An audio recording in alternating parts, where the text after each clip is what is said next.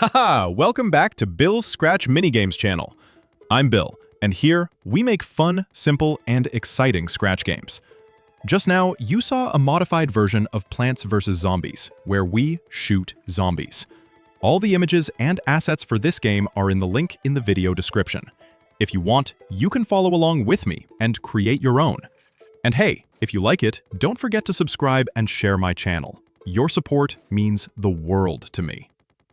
Alright, let's get started. First, let me introduce the assets we'll be using. We have zombie characters with many costumes, and we'll create lots of zombies using clones. Switching costumes gives them a dynamic animated effect. Then we have weapons, the gun characters, 2 of them, also animated by switching costumes to create a firing effect. Next, bullets and bullet holes, followed by the scope. And of course, the classic. The zombie ate your brain. Now that we know all the assets, let's start building our game. Remember, the asset link is in the video description. Alright, let's start creating zombies and shooting effects. First, open the project link and go to the coding area. Then, hide the farmer and the peas because we won't be using them in this example. You can always add them later for a funny effect if you want. Next, find the zombie character. When the green flag is clicked, first set the zombie to the back layer and hide it.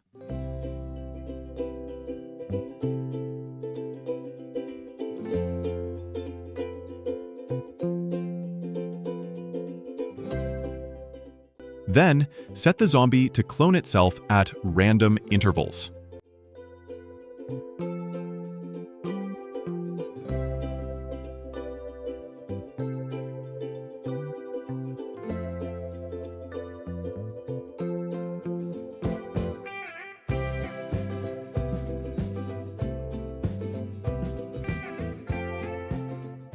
When a clone is created, first set its position.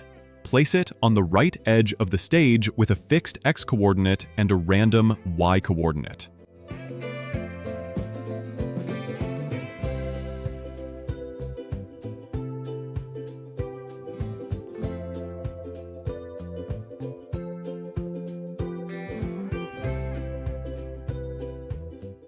Then, make the clone show and start moving.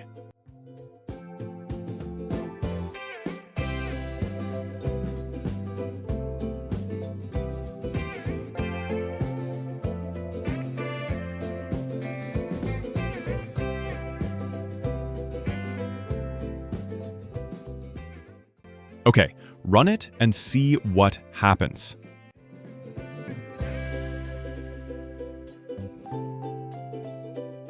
Nice, a horde of zombies appears and starts moving. But wait, there's a problem.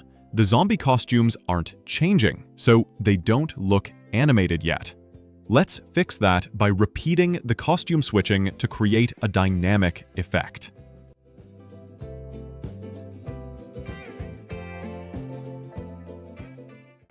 Great, run it again and check it out.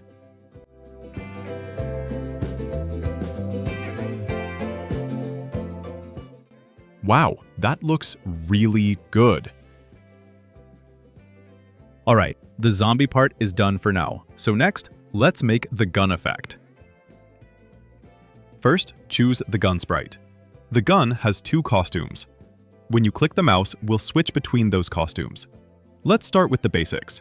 When the green flag is clicked, set the gun to always stay on the top layer. Then, add a forever loop, so the gun always points toward the mouse pointer. Click the green flag to run it once. Nice.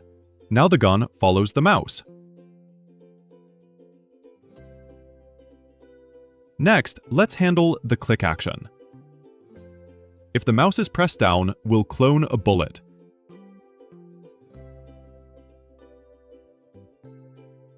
And at the same time, switch the gun's costume.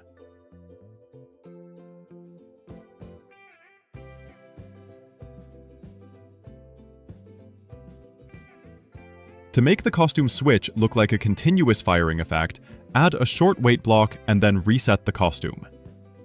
Click and test it now. Awesome! The gun effect works perfectly. In the next video, we'll add bullets and the game over effect. If you enjoyed this, don't forget to subscribe and share. See you in the next one!